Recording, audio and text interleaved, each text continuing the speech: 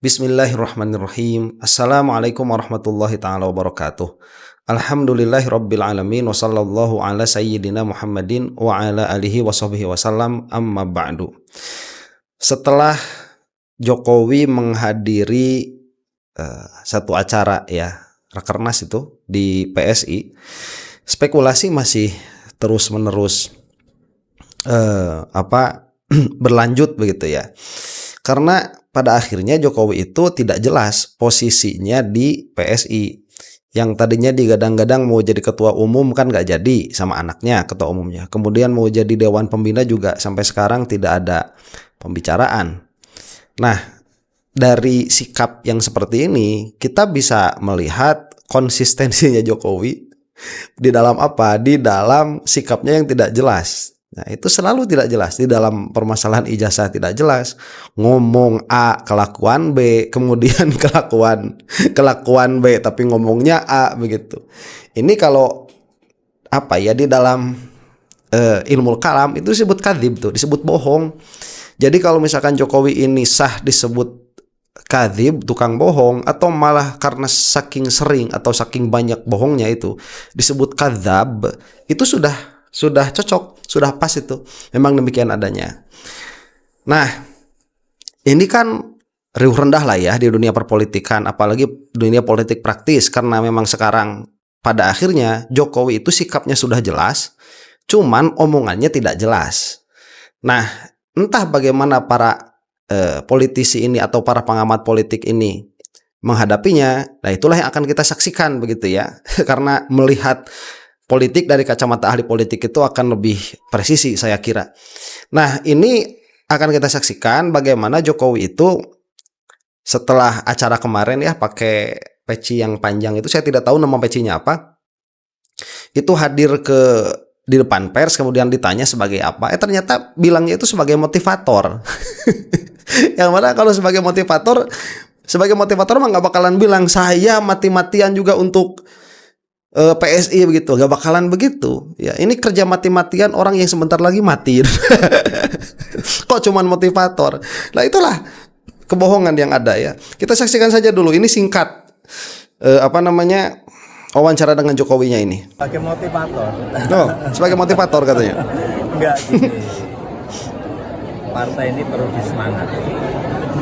Karena negara kita memerlukan partai yang baik. Memerlukan politik kebaikan, memerlukan politik yang baik, politik yang baik. Sebentar, Jokowi itu bilangnya politik kebaikan, emangnya dia berpolitik dengan baik ya?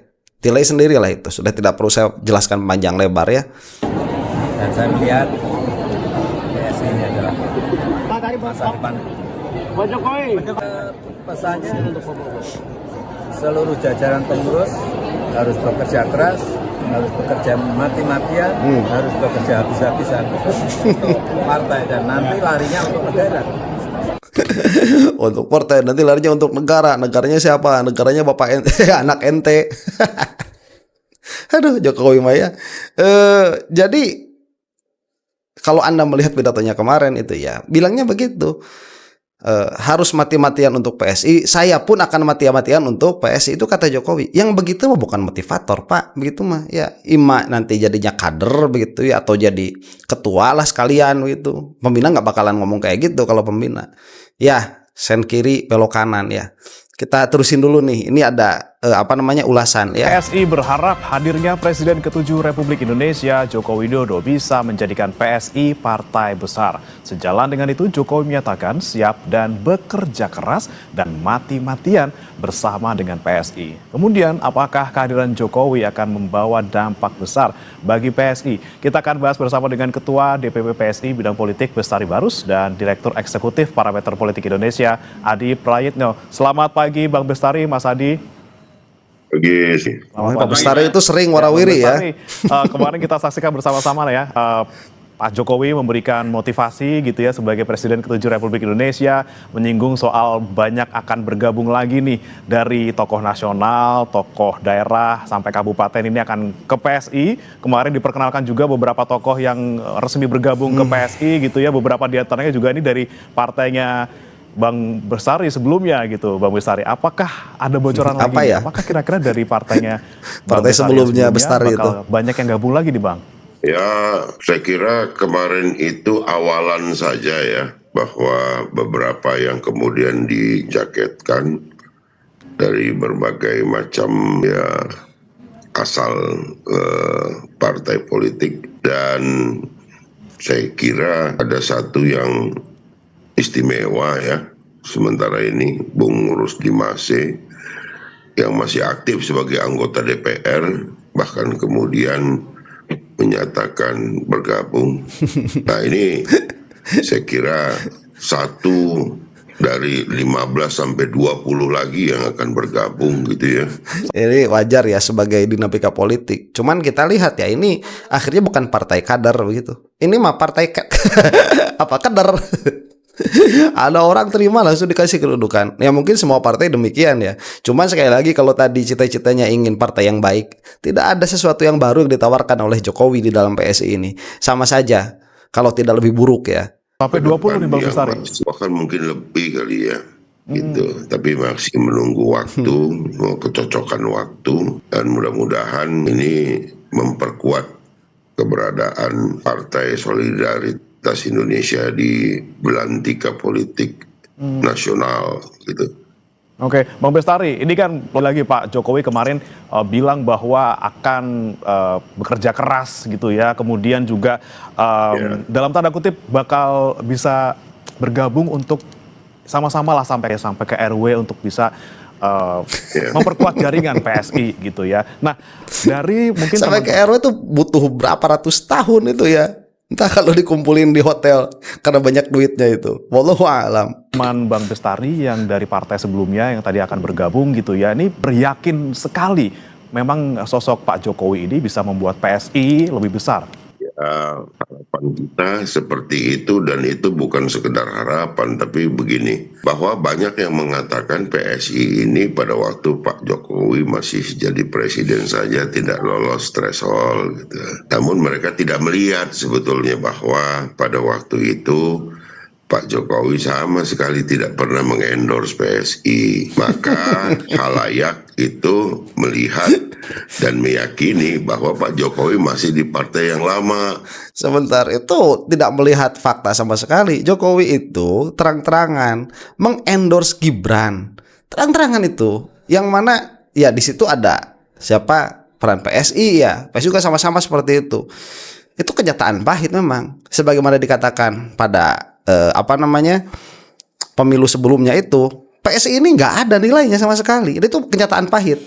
Nah, kalau misalkan sekarang dikatakan Jokowi ini akan berbeda karena Jokowi sudah terang-terangan mengendorse, yang bersangkutan itu tadi ngakunya cuma sebagai motivator.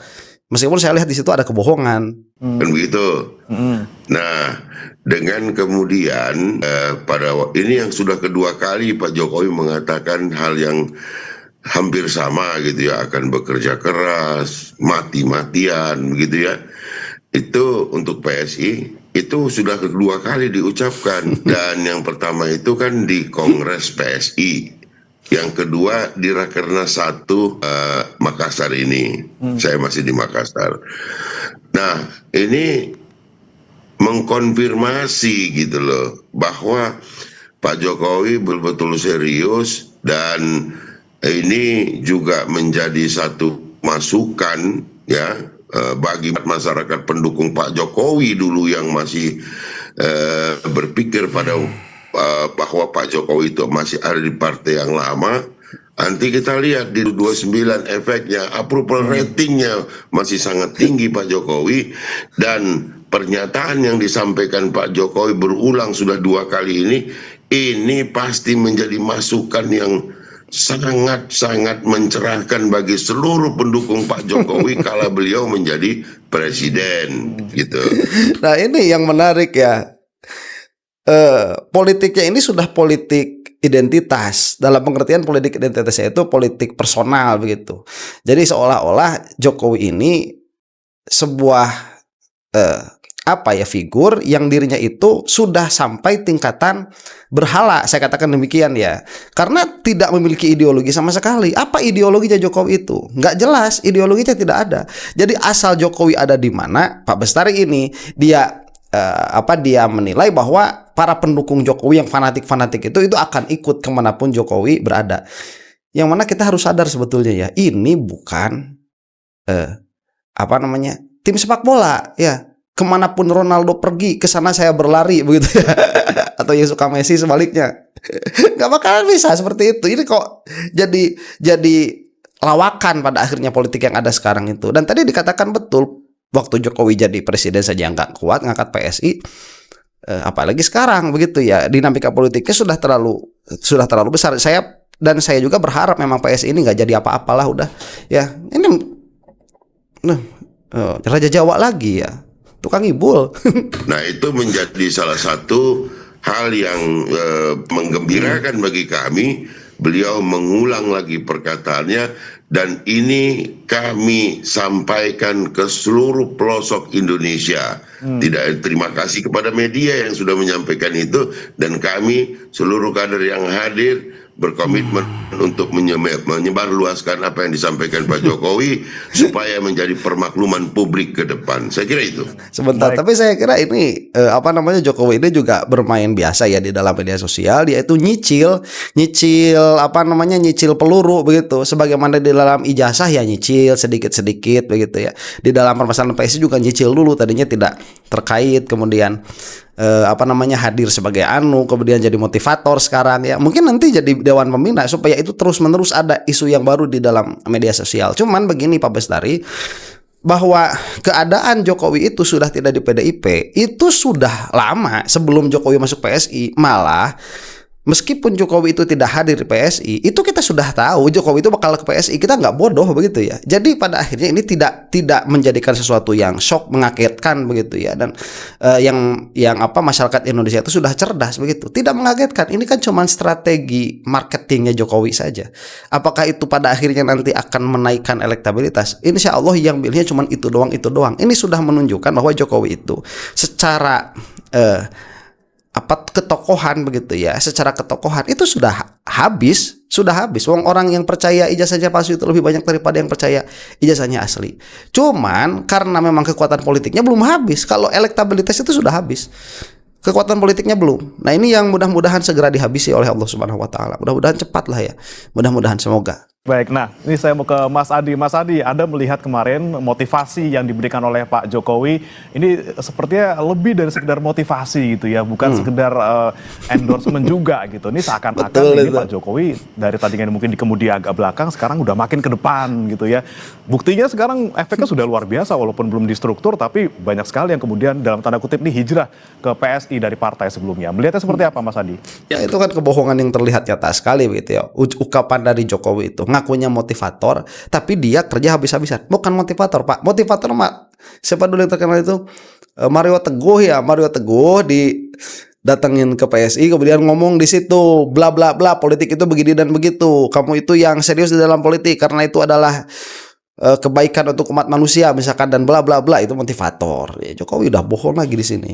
Saya kira bicara tentang Jokowi dan PSI hari ini itu melampaui urusan legal formal menjadi anggota partai ataupun tidak, karena publik secara signifikan belakangan ini sudah melihat Jokowi itu ya PSI, PSI itu adalah Jokowi, dua sisi yang memang tidak bisa dipisahkan satu sama yang lain. Nah, itu yang saya maksud. Udah dari dulu ya, nggak usah nunggu dulu Jokowi pengumuman saya adalah ketua PSI atau dewan pembina. Nggak usah nunggu gitu. Dari dulu PSI itu Jokowi, Jokowi itu PSI, selesai. Jadi ini tidak menambahkan apapun.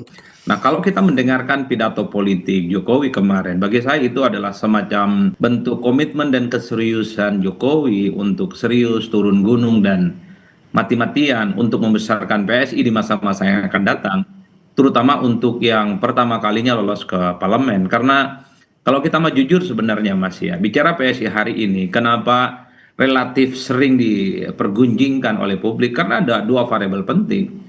Ya tentu adalah sosok Pak Jokowi yang sudah terangan dan belakang ingin memenangkan PSI.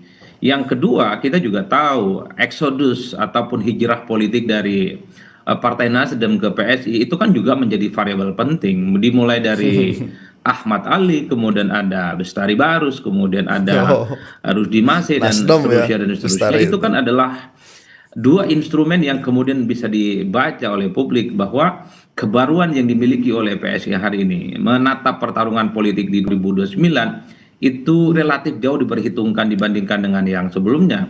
Mungkin Ya sebenarnya kekuatan politiknya itu aja. Jadi kalau misalkan dari Nasdem hanya sebagian Nasdem, dan bisa dilihat kemarin begitu ya, di terakhir ya di bawah Nasdem juga. Karena memang kerja Jokowi ini tidak bisa mengkader, dia itu bisanya menghijack, membajak. Jadi kalau misalkan ada orang yang memang dijanjikan karir politik yang lebih cemerlang, malah misalkan sudah mendapatkan keuntungan sebelum yang berkarir di dalam politik ini mendapatkan jabatan politik, itu bisa Jokowi menjanjikan itu. Ya, entah kenapa, katanya kan duitnya banyak begitu. Itu kan terang-terangan Jokowi itulah berapa sih pensiunnya presiden? Itu bisa ngasih kaos tiap hari ke itu aja dari situ saja lah, kaos tiap hari selama bertahun-tahun begitu yang nantinya pada akhirnya ke depannya setiap hari di depan rumahnya Jokowi, belum ngasih makan, menjamu dan lain sebagainya. Berapa itu duit keluar? Memangnya gaji sebagai presiden cukup? Nggak bakalan cukup. Dari mana duitnya itu? Ya, masalahnya dia itu mantan pejabat negara, transparansinya itu dituntut. Apalagi untuk mengerjakan hal-hal seperti ini, ya ada di partai, kemudian jadi ketua partai itu anaknya. Dari mana duitnya? Dari mana duitnya? Dari mana duitnya itu? Hah? di masa lampau ketika tidak lolos ke parlemen itu kan dibaca oleh publik ini hanya sebatas partai anak muda, lebih banyak main di medsos, wacana yang kemudian hanya menimbulkan kegaduhan di ruang publik. Tapi ketika Jokowi bergabung, kemudian ada Bestari Barus, kemudian Ahmad Ali dan Rusdi Masih, ini kan menjelaskan bahwa berpartai itu bukan hanya membangun narasi dan besar di media sosial, tapi membangun networking dan jejaring-jejaring yang kemudian bisa dikapitalisasi sebagai sumber daya ekonomi politik kepentingan bagaimana membesarkan partai ini. Itulah yang saya sebutkan. Per hari ini tentu dengan kemarin rakernasnya PSI di Makassar tentu saja.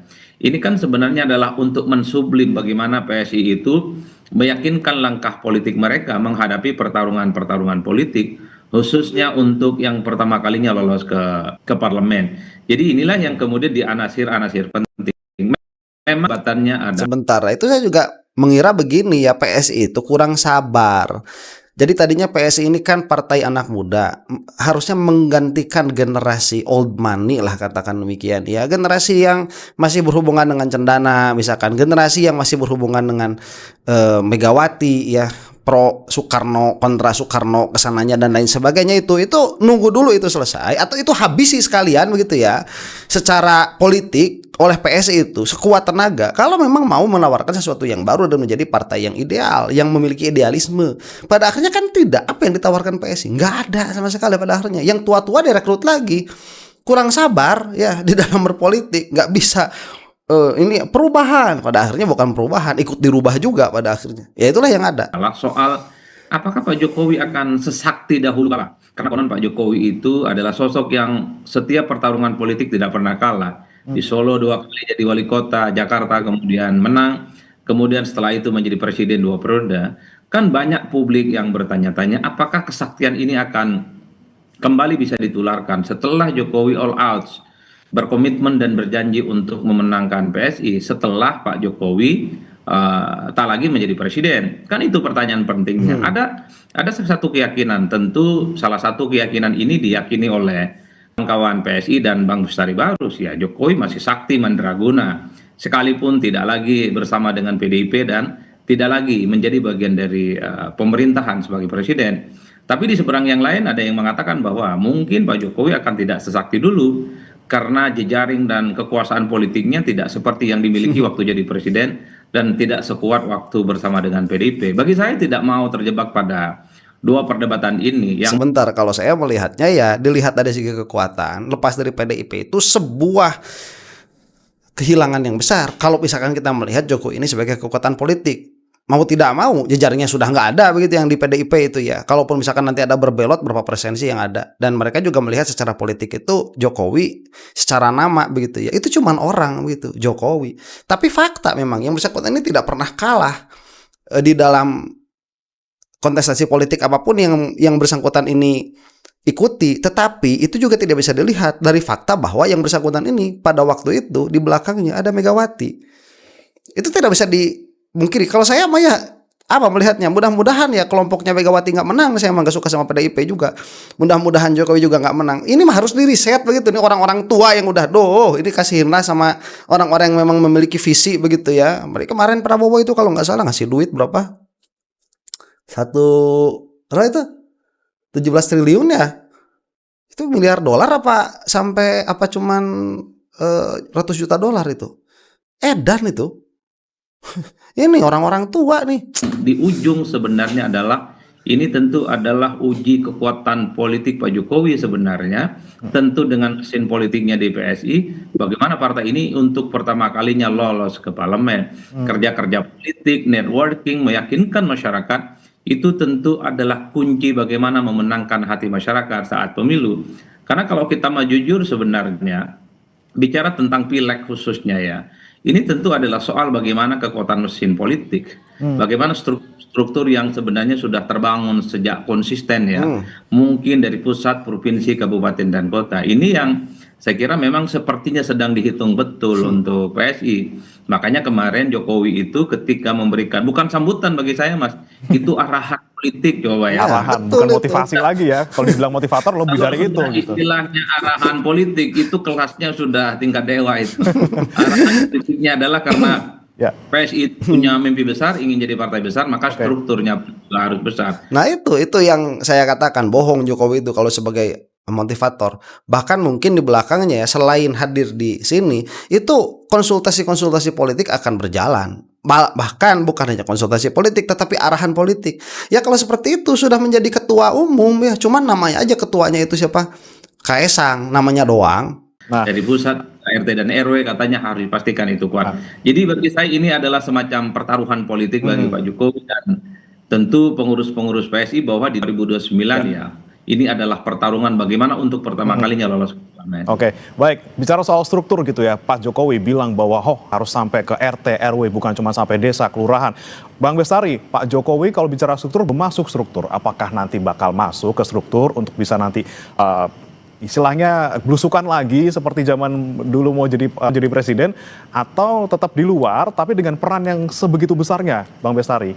Kita masih punya waktu yang cukup ya untuk menyelesaikan seluruh administrasi dan struktur kita sampai kepada verifikasi faktual nanti di Agustus 2027. Tentu kita tidak buru untuk meletakkan Pak Jokowi pada posisi yang in body nanti dengan kita bersama-sama. Jadi itu pun tidak mengurangi bahwa kami meletakkan beliau pada posisi terhormat sebagai patron politik bagi kami, sebagai inspirator. Nah, kalau dikatakan aku juga gak bisa secara struktur dimasukkan dulu Jokowi. Karena kalau saya melihatnya begitu ya, ini lagi menyicil supaya pembicaraan ini terus berlanjut nanti sampai 2029.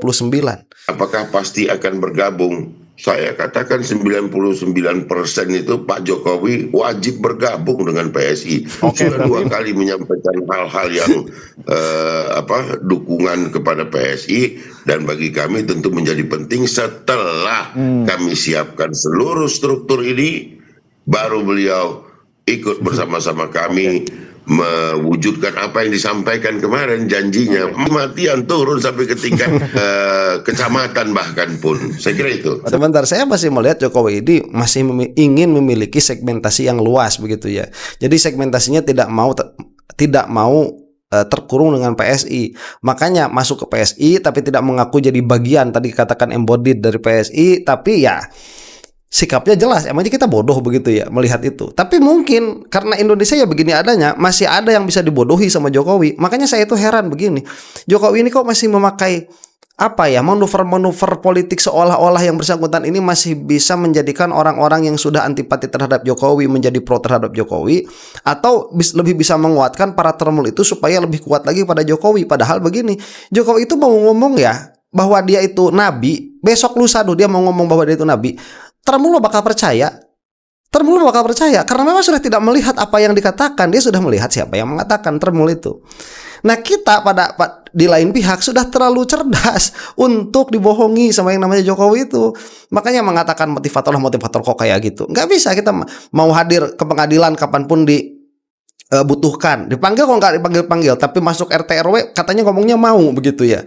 Tapi kendati pun begitu, yang bersangkutan ini Jokowi ini tidak mau disebut masuk ke dalam partai PSI.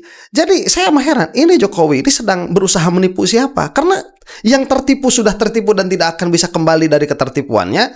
Yang tidak tertipu sudah tidak akan bisa tertipu. Jadi sekiranya begini, kalau misalkan mengatakan all out di PSI kemudian dikatakan, bilang aja begini, PSI ini sudah milik saya, yang mau ikut saya ikut PSI. Udah ngomong kayak gitu juga, nggak bakalan ada perubahan apapun terhadap dinamika politik yang ada begitu. Karena sudah terpolarisasi sebegitu banyaknya.